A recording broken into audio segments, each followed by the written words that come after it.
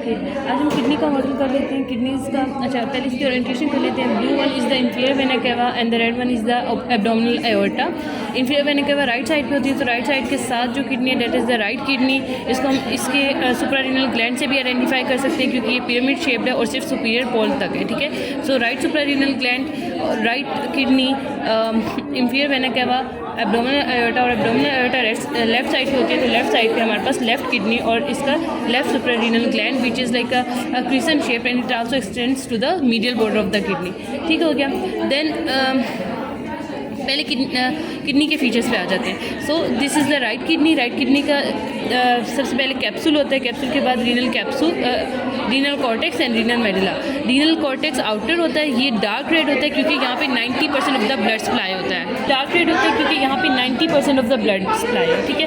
उसके अलावा यहाँ पे मेडुलरी रेज होती हैं, जिस लाइक स्ट्राइशंस जो कि ट्यूब्यूलर कंटेंट एक्सटेंड कर रहा होता है from the medulla into the cortex, ठीक है।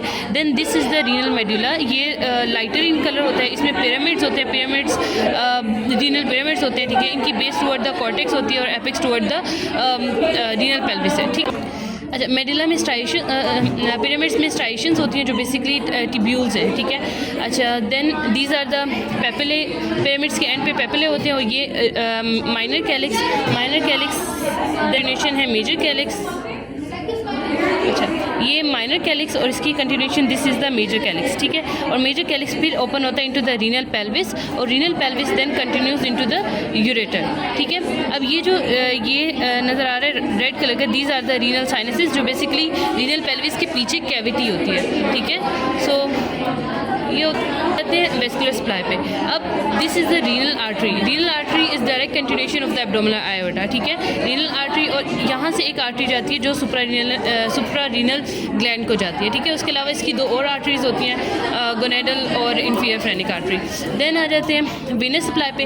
अब वीनस सप्लाई का थोड़ा सा डिफरेंट है, आती इसकी भी रीनल वेन है जो इंफीरियर वेना केवा से आ रही है, राइट की भी और लेफ्ट की।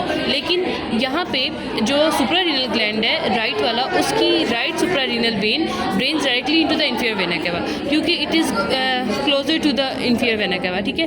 जबकि जो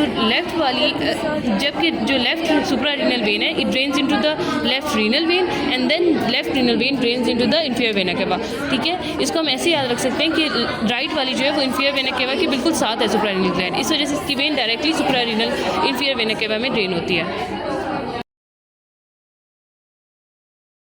ये होगी रीनल आर्टरी। रीनल आर्टरी की आगे कंटिन्यूएशंस होती हैं सेगमेंटल आर्टरी। सेगमेंटल आर्टरी आगे जाके बनाती है इंटरलोबार आर्टरी। ये लोब की जो लोब में जा रही है, ठीक है, it is interlobar artery. Interlobar आगे जाके देती है arcuate artery at the juxta medullary junction, ठीक है।